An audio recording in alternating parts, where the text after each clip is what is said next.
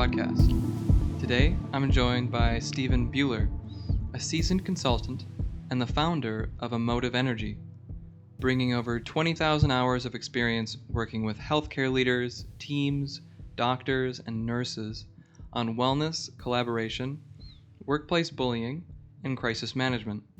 His work is informed by 25 years of study and practice in psychology with a focus on emotional dynamics of individuals and groups. Stephen's expertise is in understanding and addressing the complex interplay of embodiment, emotional experience, and behavior, specifically in the context of high pressure, team based environments.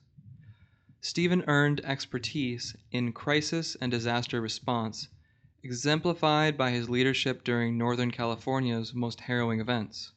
He led emotional recovery after an emergency evacuation of 130 patients from an encroaching Tubbs fire, while also supporting hundreds of healthcare workers who lost their homes. Stephen helped leaders, teams, physicians, and nurses through the trauma of catastrophic floods and provided critical mental health support during the COVID-19 pandemic. His work also included addressing the emotional impact of tragic incidences like school shootings and child fatalities, all of which focus Stephen's attention on systemic drivers of workplace problems, so things like burnouts, bullying, bureaucracy, moral injury, and more. This episode was really interesting for me. I learned a lot, and I think if you are brand new to the idea of embodiment, of somatic therapies and somatic modalities, I think you'll learn a lot, and it's going to be a really rich and informative experience. If the idea of embodiment and the body and trauma, if all of that is not new to you, I also think the angle that we are coming from today and the angle that Stephen is coming to this from with his wealth of experience, I think you're going to learn a lot. I certainly did, and I really enjoyed this conversation. I hope you do too.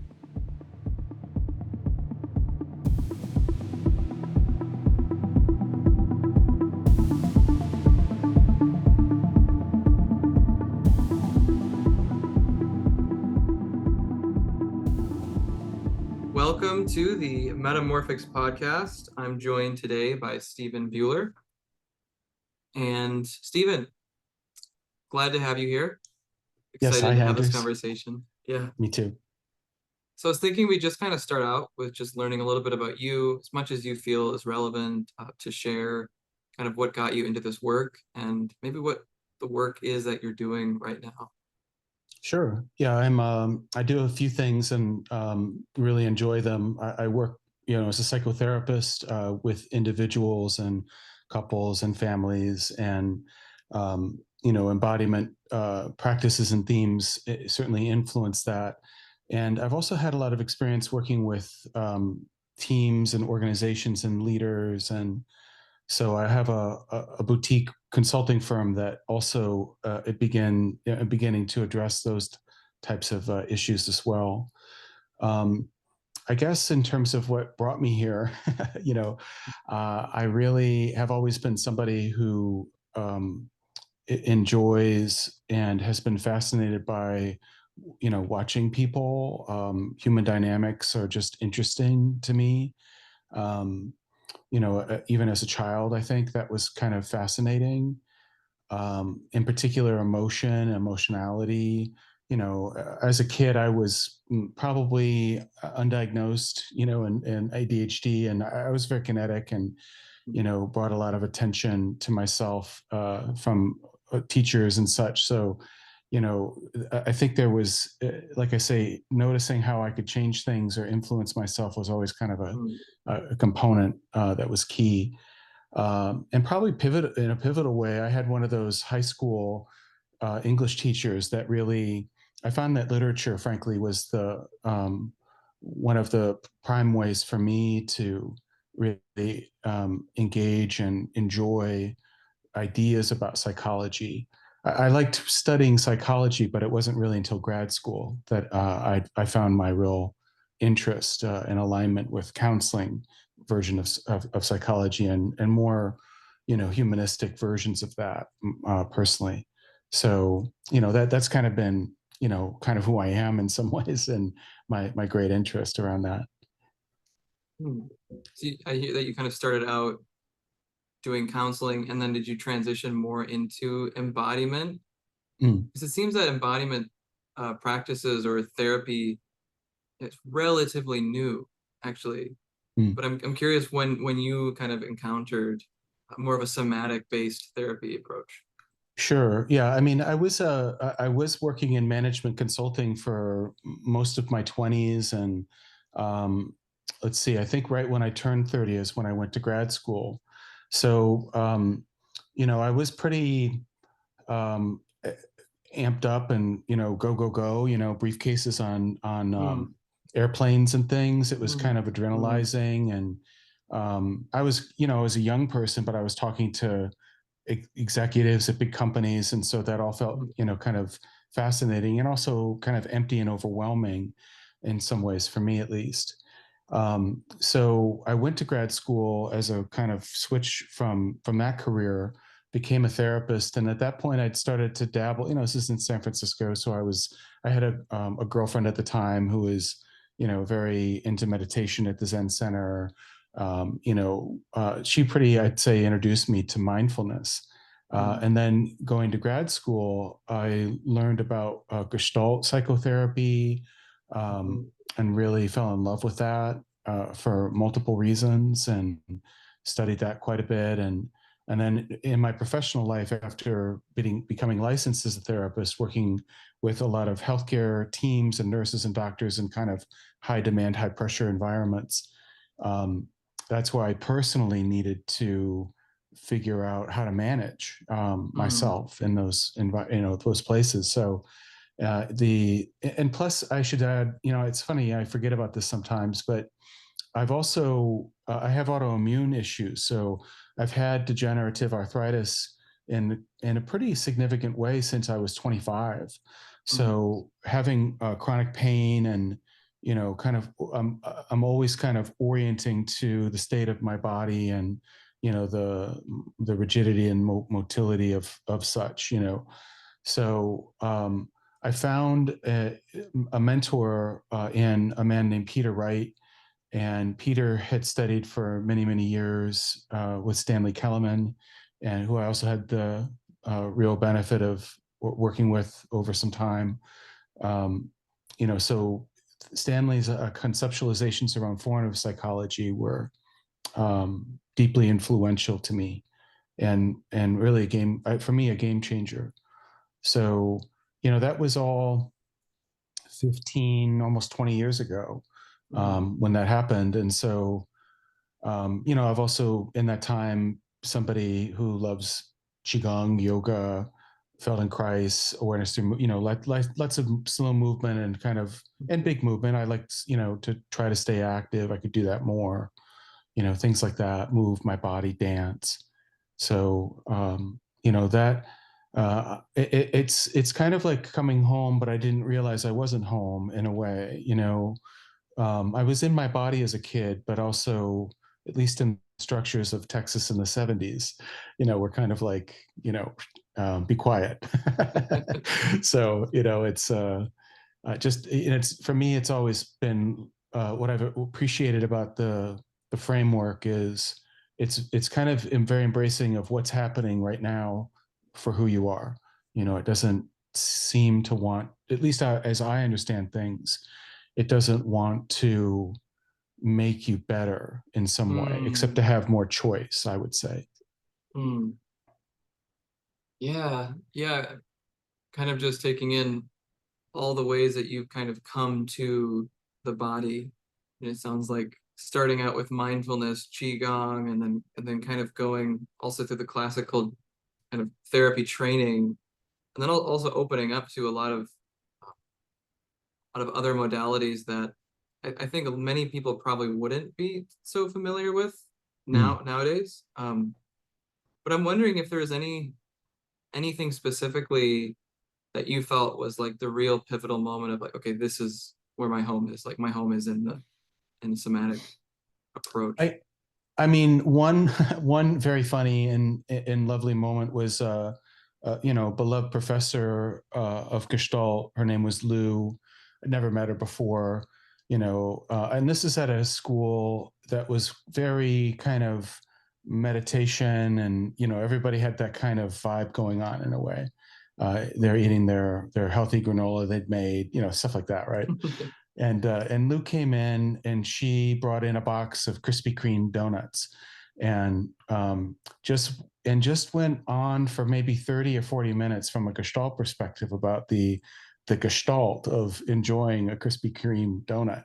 And I don't think that was exactly Mm, a pivotal moment, but I did fall in love with Lou in some ways from that. Just um, I appreciate in it the mundane, the simplicity. For me, when I was reading about Gestalt in particular, um, sort of logical arrivals that I felt like I had been coming to in my own kind of understanding of myself and the world, so to speak, it was kind of codified in what people were writing. So it was like, oh my gosh, they already figured it out, in a way. mm, Um, so that sense of recognition that feels visceral, it's an embodied recognition, I'd say. I've definitely had that also with formative psychology, although in a very different way, because Stanley's genius is far beyond anything I could have conceptualized mm, at that time. So what I was blown away by was how articulate and clear and delineated he was, and kind of the last frontier, which was kind of the mm, rubber hits the road of embodiment, mm, in my opinion. So that was, I was very, very lucky.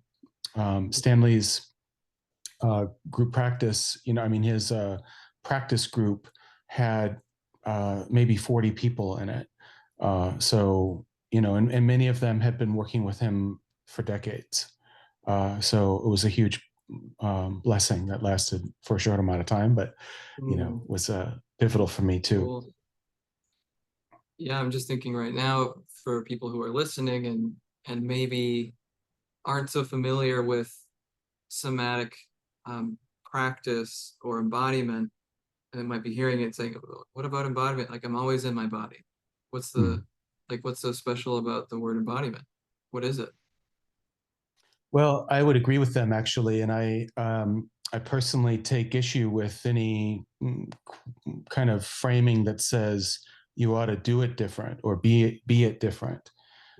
For me, embodiment really means an interest or attention, and I don't, it's not supposed to be boot camp. It's so what I mean is dedication, but I don't mean like, you know. Watching the Olympics, they're incredible people, and the dedication that's required to engage in such endeavors. It's there's probably plenty of times when they probably would prefer not to, but they did Mm, anyway. So I don't think embodiment requires that at all. That kind of it can be moments. It's just sort of feeling yourself. And those mentors I've mentioned in particular, Stanley and Peter, spoke about direct experience. So that was, at least in my understanding, it points to not conceptualizing self and what's happening, but actually feeling it and experiencing it in a kind of granular, moment to moment, emergent, evolving way. So for mm, me, it's like you pick your own adventure with it. So somebody could just go for a walk and with their dog, and enjoy the trees and sort of be sort of swept away by that moment for a second, the beauty or the just the quaintness of it. That's a huge embodiment moment. So I feel like in some ways, it's about having receptivity to them catching you, mm, instead of trying to cultivate one thing or another thing. Although, mindfulness is cultivating a state. Lots of embodiment or somatic practices are designed to cultivate certain states. But for me, how I like to think about it is that embodiment is, a capacity to be with all the states, or as many states as possible, to participate with, as my mentors would say. Yeah, I really like what you're saying there about the simplicity and naturalness of it. And because I think a lot of people do go for the intense Olympic level, get entirely embodied, feel the entirety of the pain that's in the body and the emotional contractions. And what I'm hearing you say is like, well, just see if you can just kind of take in this moment. Like maybe Mhm. there's like the nice smell of coffee, or feeling the wind against the skin, and I not think it's a trying to nice go place for, to yeah. start. Yeah. I mean, there's a lot. I mean, I think my experience is that slowing down and paying attention opens up doorways that are vast, so this moment is actually huge. um, but in everyday life, when we're kind of just doing our thing and interacting, it's kind of like getting a wisp of that world, that it's almost like perhaps like looking at into a microscope and seeing there's a whole, Mm. other world there that's Mm. beyond what I can notice just with the naked eye. Uh, Yeah, this is, not to get too circular here, but there, like what you're saying there seems to me to be really important, especially, my work as a psychotherapist when and I don't like to disclose too much, but I think one thing I'll notice is, you know, kind of a lack of ability to look into the body, ability to mm, notice what's even happening in the body. mm, Someone's shoulders might be almost to their ears, and I might right. just say, what do you notice right now? If you just like look into the body or notice the shoulders, it's like, it's fine. I don't know, nothing. Hmm. Right. And that it's almost like that the bridge to noticing, and really experiencing and feeling what's in the body. If that's new to you, or if perhaps being in your body has been dangerous, really Mm. feeling in your body has been dangerous, that bridge is extremely hard to do alone. But I wonder if you have any ideas on if someone were wanting to make that shift into more of an embodied living, Mm. um, what might be like a really like, simple daily practice that they could do that you might recommend? I mean, I'm kind of the mind in answering these questions, so I'm happy to answer that. There's value to doing something with what's already happening. So it's not so much like make some special time to do something special and have a Mm, special mm, experience. It's instead see how much of what's happening here or now can kind of register. And Stanley used to write about layers, physical layers, but also you could say layers of experience. So there's I might say a simple thing I like to do, I need to do sometimes, is if I'm watching the news too much or I feel cranky or something, there's I just try to, like I mentioned, try to ask, if you will, the universe, so to speak, to just help me notice beautiful things, mm, um, or maybe if I've been, working in the yard, I'm like hot and sweaty, I might kind of be like, oh yeah, I feel I mm, did something there. I'm accomplished. I've been productive. And then maybe after that, I'm resting and I have my cool drink. And I'm just trying to kind of lean into the, I might say, sensate experiences that are unfolding. I'm not trying to put on a persona that does this, mm, or broadcast or showcase it. I'm simply trying to enjoy moments of my life. Um, and I'm also not of the mind that I need to do that at all and all the time. you know, mm, Sometimes I complain, so to speak, and then I might enjoy that, yeah, dude, that's right. Everything sucks, right? Or something to myself. So I just mean like so some of this I think is just to trust how there's a natural pattern, kind of movement that is happening. Nothing is stays the same, obviously. Um, and at least in my experience, and and this is a very personal thing, so I wouldn't recommend it to people listening per se, but it's a there, I believe, with support, perhaps in therapy or places like that, uh, people can learn to also experience challenging feelings, not to savor them per se, like I love it, but to be in a, like, I can just do that for a moment and now I'm coming out. So there's a Mm. kind of a natural trusting that emerges around how the, if you will, the body can process itself. That's Mm. that I think that's one of the great benefits. So just finding ways, to kind of relax and not get so pressured. You know, a simple practice that I needed to do for a long time was something with my shoulders. Kind of, because I'm walking around uptight a lot. So I was invited just to ask myself, and I did it probably for years, 5 years, how much of that do I need? Mm. Um, so there's always some kind of turning down or turning up in Mm. the muscular morphology. That can be, again, interesting and part of the savoring, in my opinion. Yeah. I really appreciate that. The sort of gentleness of that approach. And a couple of things. Like one, having it not turn into another project. Hmm. Like, yeah, I'm gonna set aside 10 minutes a day to get more embodied in my life. And how easy that can actually become just another persona. And then that becomes it almost can become an obstacle that way. And then maybe you pick it up for 2 days and then it fades away and then you're not going to be embodied anymore because Yeah, you didn't do the project. But I was noticing as you were talking, just noticing my own body, having this podcast, I don't need to go away to actually be embodied right now, just to notice what mm, this experience is like and noticing tension in my shoulders mm.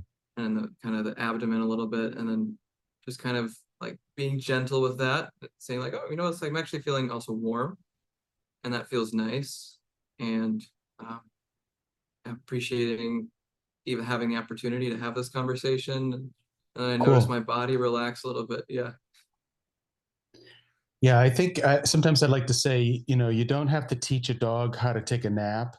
They just know what to do. So there's a part, at least in my opinion, a part of us that just kind of is responsive to the context in the moment perfectly, you could say, for us, and how I'm put together in that context, at least in my experience. So, there's flaw and mistakes, sure, that can kick in, but I just mean to say that it's nice to feel like you can roll and let the river kind of go, and then sometimes influence a little bit as you'd like. So that, in Mm-hmm. my opinion, that's really where the benefit of having. I mean, it's nice to have other frames too, but to have also a somatic frame, to me, means there's more choice making that can happen, especially where, I guess I might say, thoughts can get. Well, you use the example of the person who's like, I'm going to get super embodied, Mm-hmm. and I am that. I could be this person. So let's pretend this person, really likes to have merit badges. Like, look at how embodied I am, Mm-hmm. and that they can wear around, or medals or something. So ultimately, in a way, who doesn't do that at some level?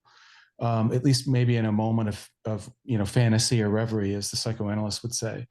Um, but from an embodiment standpoint, in my opinion, that's a distraction.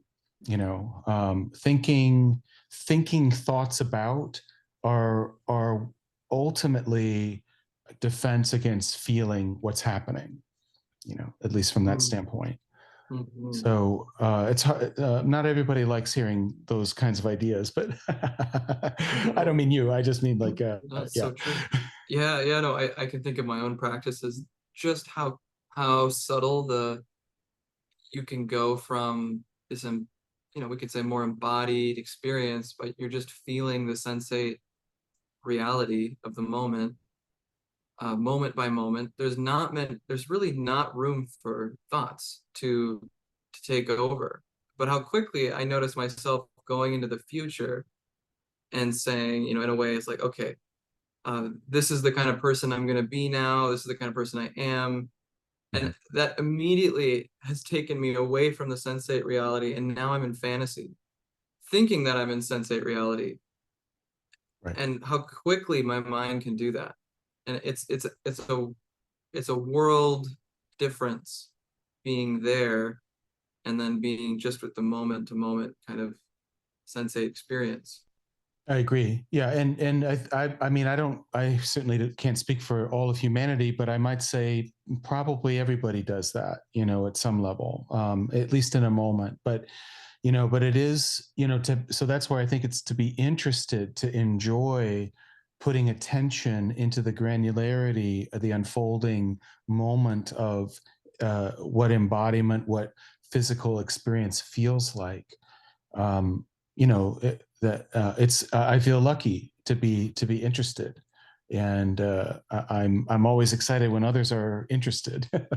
Yeah. So yeah. And it's, yeah, and I'm now kind of really seeing the importance of pleasure and enjoyment in the body, and actually Mm, allowing for that. Because if the body, if this movement into to deeper into feeling and experience is always associated with pain and discomfort, then it's almost like we can train ourselves. And I think I might be probably guilty of this actually. Train ourselves to, okay, I'm going to go into the moment right now. And it's going to suck, rather than, yeah.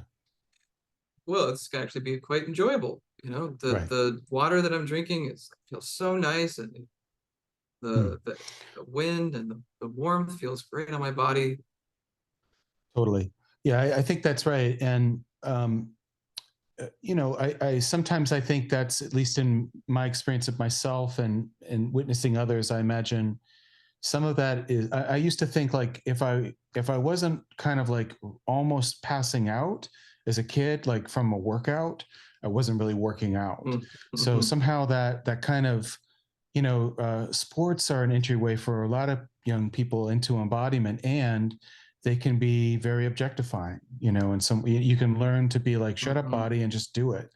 So a lot of achievements happen that way, and they're good achievements. I'm not saying people shouldn't do this stuff, but to take an approach of like, it's all going to work out awesome, or something like, I don't really, the trying is about to kind of return, I'd say, to the interest.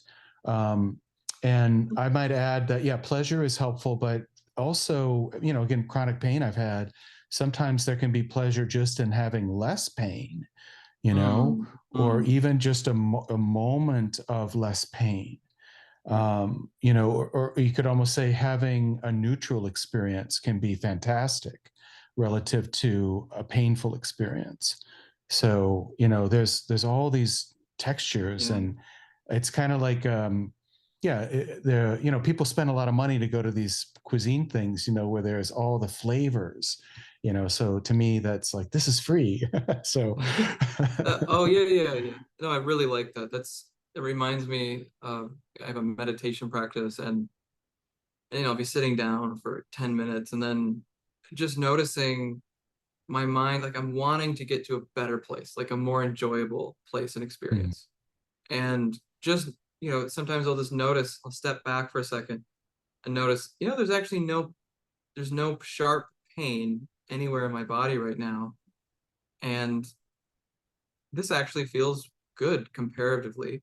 And then when that happens, I can just take enjoyment in that, like you were saying, like that actually completely shifts my attitude to the moment, to life, right. in a matter of seconds. Yeah, I mean, I don't know, of course, but it sounds like they're through that kind of internal dialogue. You kind of, I mean, I'll just kind of act it out that I imagine they're putting myself in your place. I might get more tense, like this sucks or something, Yes, and then I yes. might be like, well, but wait a minute, hold on, maybe there's more here or something, and probably my body kind of goes, okay, right. So there's something that softens a little, There's probably in that, I would guess, I mean, the big story for me about what I learned from Peter and Stanley was how embodiment is kind of the architecture of, you could say, narrative. So, Mm. if Mm. I'm up and tight, I'm going to think everything sucks and these people are idiots, right? But if I soften a bit, I might be like, maybe they're not so bad. Uh, uh, And it can I be have so never heard that. subtle. Yeah. I have to write that down. The body embodiment is the architecture, or the body is the architecture of narrative. That's my point of view. I mean, I think it's something everyone needs to discover for themselves. I agree.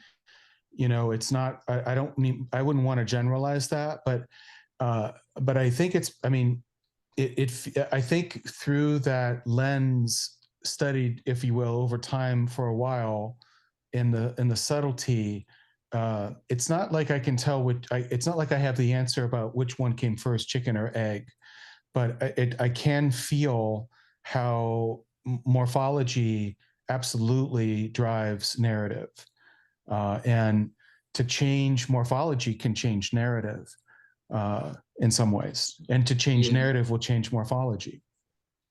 Yes. That is, and the reason why I was struck by it is because that rings true in my own experience, both with myself and working with others, Mm. is the extent to which my own, and this is maybe a wilder claim, but the extent to which my own sense of me and my personality and who I am and my story, just how much that's actually being upheld by a deeper somatic structuring. Mm-hmm. And actually, when that moves around, when the tectonic plates of body shifts and moves and or opens a little bit, so does the narrative, so Mm-hmm. radically. Yeah. Yeah, I agree. Yeah, it's kind of, this is probably where I get so fascinated forever. I think that morphology is how we define ourselves through those patterns. That is the self being made. And so to shift that is to shift self a bit. And, if that happens too much or too fast, it can be very disorganizing Yes, to a yes. person. That's a great segue to trauma. Mm. Um, and I wonder, maybe we could keep on this theme, or if you have a different framing, it's also completely welcome. Is like, maybe how would you define trauma? And I know there's so many forms of trauma, but yeah, I just want to maybe throw that question out, and then we could go from Yeah. there. I guess I'd want to say, for me, that's an ongoing conversation I'm having even with myself about, let's say, my trauma or my experience in my history. So when I answer the question, I just want to, Mm, I don't wish to be definitional per se, mhm, mhm, for anyone. I mean, because in a way, however somebody defines what trauma is correct, mm, in my mind. Now, the scientists don't like that because they like to study things that have discrete, kind of boxes. And I get that. And I think there's good reasons for that too, at least from a certain standpoint to say, here's where a line is. But my personal sense of where a line is, I mean, certainly trauma is the embodied sense of about to die.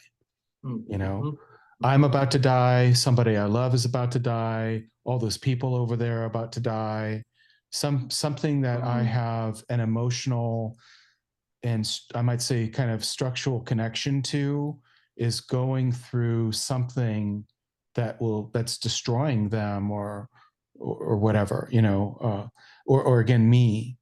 mhm, So, it's pure subjectivity that's driving all of that, which is context and, you know embodied, accumulated inheritance of adaptive response, you could say, I guess. All those factors come into the moment, in mhm, very dynamic ways. And so I think trauma is where, I mean, personally, I would say where human biology kicks in with survival mechanisms without asking self mm, permission. mm, mm, I mm, mean, I'm just making it up on the spot, but that kind of resonates with me a little bit as I'm saying it. That there's something, there's something that's a shock or a surge, almost like electricity that overwhelms the system, and it goes into kind of like I forget that, like, safe mode on the computer. You know, yeah, it shuts down everything except what's most essential. Which isn't even within trauma, is, as you probably know, very complex, um, you know, game on the board, or kind of thing, roll the dice in some way. So, yeah. but having, the ideas of chronic trauma or developmental trauma, I think are also valid, in that because to me, they all of that, all those concepts point to patterns that people have. So patterns are helpful and useful, but sometimes useful patterns can be not useful in different contexts. So I might know how to survive in wars really well, but not so great in shopping malls, or Mhm, something. mhm, And so finding different ways to work with that. I learned this pattern, I don't want to give it up because I'm going to need it forever. mm, That's the work of the trauma therapist. And mhm. um, yeah, my opinion. Yeah, well, I love that definition. It's so succinct and generalizable. And I know that wasn't Mm, entirely your intention, but of the embodied sense of about to die, and yeah, how that isn't just applied to one's personal self, but it's whatever we have a structural attachment to. I like how you also phrase that, because it could be a loved one, or it could be someone that we're depending mm, on, and how that nuances just the impact, even on this, like the embodied level of right, about to die. right. Yeah. And what's tricky is that because that's so subjective, is that people could identify with ideas, and feel like I was about to die because I guess, blah blah blah ism isn't true Yes. anymore. So I better Yes, blow up the exact. world. Yeah, right. Yes, exactly how abstract it can get. Right. Even though in the embodied level, I think that's where the structural integrity of the about to die is happening. Hmm. However, it can become that sort of, yeah, well, when Trump was almost assassinated, that, it did it for me. It triggered something, and I really had a structural connection to this figure, and Hmm. yeah. Yeah. Any kind of, I think that can happen with many kinds of leaders, many kinds of ideas, but some are more prone. Some populations are more prone than others, and some leaders wield that more intentionally than others. I would say that kind Mhm. of affiliative kind of Yes. grouping of identity. That can be also very healthy for us. I love my Wolverines, for example. So finding places to feel affiliated and to yell at enemies, so to speak, I think is, in a kind of a theater kind of ways, is I'd say very important for society. Um, but yeah, there's trauma. I wanted to say that I think that's why becoming clear and about what is direct experience as opposed to what's conceptual experience is an important practice for. I mean, if I was to prescribe something, I wish more people would do that and be interested in that, because that's inoculation against mass fascism or hysteria, or kind of on the left or the right, any kind Of of in course. grouping that distorts sense of critical or independent thinking as well, in my opinion. Yeah, I think it's so important what you're saying here, and it's ringing and resonating within my own body as you're saying it, is the importance of that direct, immediate experience of what's happening right now in the moment, in the body. Because, and this is, again, some people may disagree with this, but I really do see the sensate experience in the body as that architecture of kind of what comes on top, so to speak. Mhm. And then, yeah, you get that kind of in-group, out-group dynamic going, and then you get the sort of frosting on the top, the sort of, mental, abstract, ideational frosting on the cake, so to speak. And that is the thing that's making me feel this way. When if you kind of go down the cake, the layers of the cake, it's like, well, there's a treasure trove of Right. experience that's just happening. And um, yeah, I think making that movement down to the sensate level leads to a form of sanity. Mm. I like that. Yeah. I think, yeah, it's, in my opinion, I don't feel like I could personally ever, and I might extrapolate this to all people, perhaps. I don't think we can not be distorted or biased in some way. So to cultivate the interest in direct experience of embodiment means to want, I guess, to um, be clear about where one is at relative to these collective forces and gravities that can be very influencing to anybody. So Mm-hmm. in some ways, it's kind of like inoculate. In my opinion, it can be an inoculation against groupthink. Yeah. It's kind of a how to be an independent thinker, Mm. and it doesn't mean that you can't affiliate and join with. It just means that you're aware of. I'm a big fan of differentiation and Bowen and those kind of. I'm a Mm-hmm. family therapist in by kind of my also a deep love and passion. So it all fits together, at least in my mind. Yeah, and I really like what you're saying about there's a sort of playfulness you can engage in. And I have a sort of passion for like mixed martial arts, Mm, and um also feel quite like a pacifist at the same time. But there's a sort of playfulness to allowing yourself to feel into those kind of really deeply embodied, almost yeah. ancient somatic realities, and doing so ethically and in a way that's playful and fun. And there's a sort of theatrical element to it. It's like Yeah. I don't actually want to kill the other team, but Right. I feel like I do, but I know I Yeah. don't actually. There's that kind Yeah. of There's as if sanctioned quality. channels. Yeah. Yes, Yeah. yes. Yeah. Yeah, I think, yeah, the sports, boxing, MMA, so many endeavors that people pursue. I mean, even knitting at some degree, has a kind of an embodied kind of pattern that is enjoyable.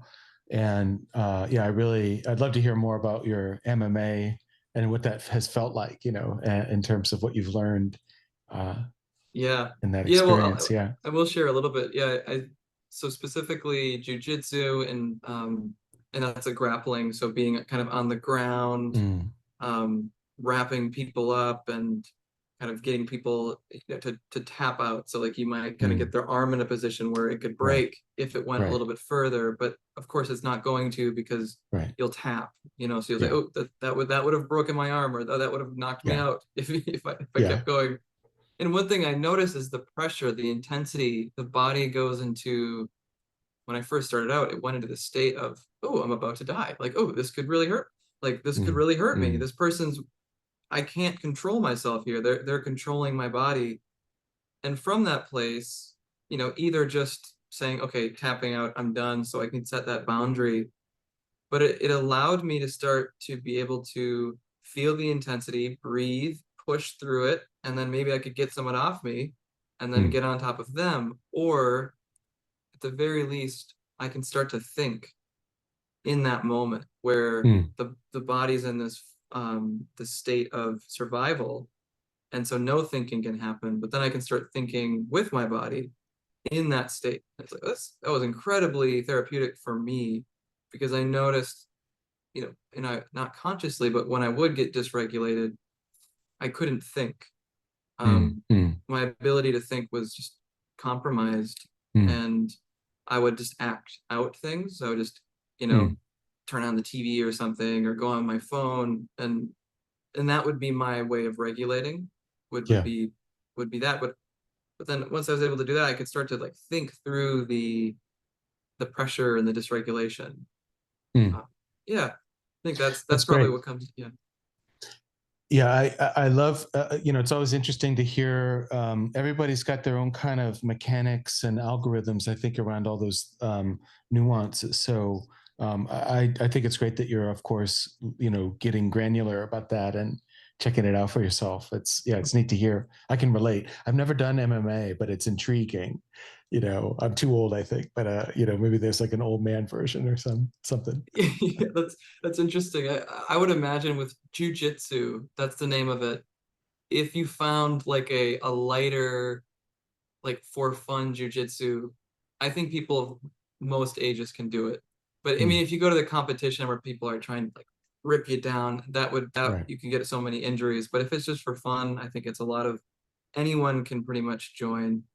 But you do have to make sure the gym that you're going to is uh, a non-egoic gym. If people are going in there Uh, to prove themselves, then right. I think that's when injuries happen. Yeah, makes sense. Yeah. Great. So that kind of I kind of want to touch on what might be called small t trauma or complex trauma. However, I think the same structure that we just described could also be applied to that. Hmm.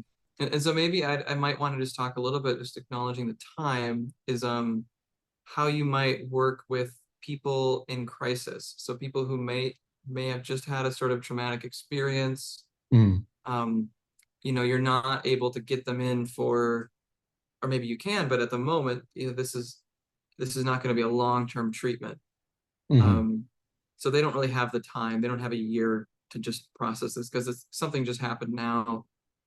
How might you intervene there? What might be, is there a protocol or is there a way of approach that you generally take working with people in crisis? Yeah, I don't. I mean, I don't have a pro. I mean, I've been trained in critical incident stress management. So kind of group things. I've also. I remember it was a. This is maybe 20 years ago, but it was psychological first aid from a more somatic experiencing framework. Mm, It's the only somatic experiencing that I've ever lessons I've ever had per se. mm, But um, they I thought they did a decent job. Um, so it's so. I mean, I'll try my best to try to kind of describe it feels very contextual, kind of the what to do. mm, Mostly, I think I'm checking to see. I'm thinking if somebody has just been part of a disaster or some kind of crisis. I'm saying I'm checking out. Are you able to relate right now? Are they in their body? Are they in some mm, kind of survival mechanism? Are they dissociating strongly? Are they in an agitated, overwhelmed state? So, probably the people who work with like feral cats and horses and maybe tigers and things, you could speak more to some of this. But mm, I think a lot of it is sort of it's about proximity and body language. You're wanting to kind of transmit to this human animal in a way that you're a safe person. You're not going to come into their space too quickly, or hey, are you okay? You're not going to engage mental action too quickly, as I think you noticed, right? It doesn't really work. Um, so it's kind of like it's not, maybe you could say altered state. It's a physical survival state.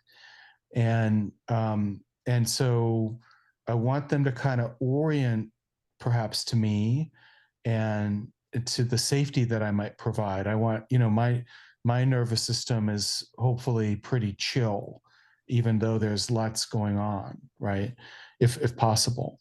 So, disaster mental health is pretty basic. And in some ways, do you want a towel or I mean like a bottle of water or a mm, blanket? mm, So And then people might start to, you can kind of see their body is out of like, the body starts to thaw and they start to integrate in real time almost, Mm. what's happening, and then that can flood them what just so they can kind of go back. So there can be a that can be more relationally affiliative and safety making, to kind of help. If they're kind of like a thermometer that's jumping all over the place, your steady thermometer somehow keeps that a little more steady, from the embodied, transmission, in my opinion. So I don't know. I try to, when so if we're connecting now, and that could happen like if somebody calls a crisis line, I got to talk to somebody. So they're mostly, they're not in that kind of acute, out of their body state. They're recovering from some news or something happened. I don't mean to generalize, I'm sure there are exceptions, but, they're, to me, I think it's tone of voice, it's calm, it's slow, um, and even if they're yelling or escalating, I'm not trying to correct them. I'm not regulating them. Yeah. Yeah. Maybe take some deep breaths. That'll you can imagine, right? Yeah. Calm down. Calm Yeah, down. yeah. You should calm down. Yeah, um, yeah. I'm here to help you. I'm going to tell you to calm down. So that doesn't work too good. So it's mostly just to kind of be. I think, in my opinion, the best stance to take is one that's relational, one where I can feel impacted, but I also want to be sure I have. I mean, I've learned, unfortunately, from experience that even though I feel as a helper in that moment very resilient, that sometimes months or years later, I wasn't, as much as I thought. Mm. Um, Mm. so that's pretty far out for me personally to have that experience. And, um, so I just mean to say, to be a helper and to be in the flow of some intense, you know, I was thinking of Spock in that one movie where he has to go fix the radioactivity or something, for Yeah. some reason. It can hurt you. It can hurt you too much of that. So, yeah, just to have awareness of that as a helper. Yeah, this is really interesting. I think there was part of me that expected a protocol, but as you're talking, there's kind of like, well, of course, duh. There's Mm, just that basic relationality and connection, and there's a sort of intuition in the moment of just, how do you respond to this unique situation, this unique context, this unique person that maybe in one instance actually saying like it's okay would be mm, would be really helpful. In another moment, if you say it's okay, it just causes the person to escalate. right. Yeah. And yeah. It's kind of like if they want to, like some people, when they're kind of feeling that and they're processing it, some might want to be very emotive. Some might not want to at all. Some might want to talk and process. So, I sometimes make another joke like everybody gives the back rub that they want. So that can happen in sort of trauma support, in my opinion, is to make the assumption that how I like to be helped is how everybody likes to be Mm, helped, mm, and that's absolutely not the case. Um, so having an awareness of I would say, the contextual differences, and having a kind of like horse whisperer quality of tuning into what's happening with their states of body, so you can, kind of approach well, be seen well, engage well, make mm, separation well. mm, Those are the things that kind of help, in my opinion, help people kind of, again, if it's really acute, like over the top, they just, something terrible just happened, and they're trying to figure it out. But so that's also an iterative thing. That's a lot of the ideas behind critical incident management, is that there's sort of waves of this, acute stages, and and that can be adrenalizing and then euphoric almost, like Mm. we're going to take care of this, and then as it starts to get better, people can crash. It's almost like if you're, I don't know, if you're working so hard on your studying for finals or something, Mm. and then like right when you took them all, you get terribly Mm. sick, or Mm. something. I don't know if that's really true, but some people think that those things are connected, and I think they are emotionally. There can be rev ups and drop downs, and that Mm. those impacts, are unfortunately probably going to be more prevalent in our society. Yeah, and what you said too, it kind of got me thinking is that actually responding to acute situations as a clinician or as a volunteer, or just as some kind of help worker is, there's relationality to it, there's a sort of receptivity, but what comes along with that is your own ability to resource yourself, and Right. how you know, that is talked about quite a bit in hospitals. I mean, as you know, but I think there's one thing to talk about that, but the other thing to actually do it Hmm. in the moment and then processing afterwards, what just happened for the help worker. Yeah. Because that level, sometimes the level of pain, the intensity, confusion, is very easy if you're being receptive to really take that Mm. in a way that Mm. might not be helpful for you when Or it can. also to form a callus in a way that some of that can be performance or something, where you're not able to take in, but you can kind of pretend like you are. There's just a lot of complexity out, in these emotional flows. So yeah, absolutely, I think um, care, especially community caregivers, emergency response caregivers. I don't know, a lot of people in the ER have very dark, there's ways that people process this stuff with their dark sense of Yes. humor, things along those lines, even, not healthy ways, risky behavior, drugs, alcohol, all that Mhm. stuff. So it's the thing that's hard, I think, is that the moment is different from the accumulation. And Mm. so it's sort of like, um, it's almost like paying your credit card off every month and feeling great, but then not looking at the bill. Yeah, I don't know. I'm Mm. not putting it Mm. Hmm. well, but I think there's a that's a way great that, metaphor. yeah, yeah, thank you. Something about there can be, we are always responding to environment, and patterns are always forming, in my opinion. So they can happen unbeknownst to us, even if you're really into embodiment, I might say. So, I agree with that. And I think, especially on this conversation, reflecting on working in a hospital setting and working in community mental health care and addiction, and in the moment, actually, there is sometimes a sort of excitement to it, and there's a sort of there's a high intensity meaningfulness mm, mm, that I experienced, and I'm very passionate about it. But looking at my life and looking at the way that I was acting and behaving in my own life, not that there's anything negative, but just noticing my mood and just like, just this kind of low grade depression that I wasn't mm, even aware of, that was building up mm, while I was doing that work. And I would consider myself, at the time I would have considered myself an embodied mm. person doing meditation, Yeah. meditation retreats, but actually not realizing how much pressure was building on my system. Yeah, I think it's, a lot of us can feel like those frogs in the pots, unfortunately.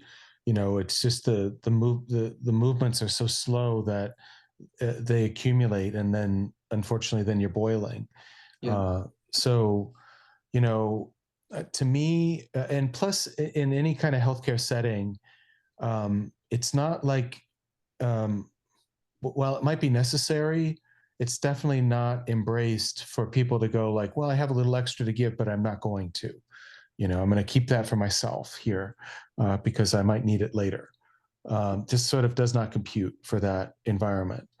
Um, and I understand why, that there's something beautiful about that, to be caring and giving. But, to me, again, that's sort of like the group and the individual that sort of direct experience and conceptual, those ranges, you could say, apertures almost. It's good to be giving, and then sometimes to not be giving, and to know where your gas tank is along multiple dimensions. Again, I feel like I thought I understood myself well, and I was surprised by the impacts that I didn't see. Hmm. But then you learn, One, right? yeah, right. And then you learn. Yeah. Yeah, I had this impulse just there to just say, yeah, would you have any recommendations for how someone working in emergency room or high intensity Mm. uh, care settings would start to notice? Because it is like a slow boiling frog. And in the moment, is there certain telltale signs, maybe repetitive certain types of thoughts or themes that you might look out for, or Mm. patterns that might be common for a healthcare worker, health Yeah. worker to. Well, I mean, gosh, the research is pretty staggering that, I mean, during peak pandemic, 50, 60% of physicians burned out, at least in my memory from what I saw. I've seen things I think that suggest nursing might have been at or more. And I don't know that they are recovering that well. Hmm, So, it's prevalent. My opinion, some of the early warning signs are, you could say, mm, impatience with things that aren't working, right? Um, things, irritations just get more irritable. So to me, I might say, I don't know that the science really shows this. It might in some ways, but my opinion is that there's ways that people can kind of handle stuff pretty good until they can't. hmm, And at that point, and it's going to be different from person to person and even from day to day. A lot, it could be, did you have a sandwich, or no, if you didn't have enough of those things, and that dial changes quickly. So when people aren't, when they're kind of full of affect, it starts to come out. It starts to leak out, you could say, or leak in. hmm. I might, as another way to put it. Um, so that, I think, is irritability, or the other side being, dissociative kind of fatigue. All those things, I think, can happen in the modern workplace way too often, complicated by bureaucracy, bullies, interpersonal dilemmas, Mhm. problems, pressures to deliver, all that. So, there's, yeah, it's a complicated, everybody's different. So it's not like, step one, take some deep breaths, kind of Yeah. thing. Yeah.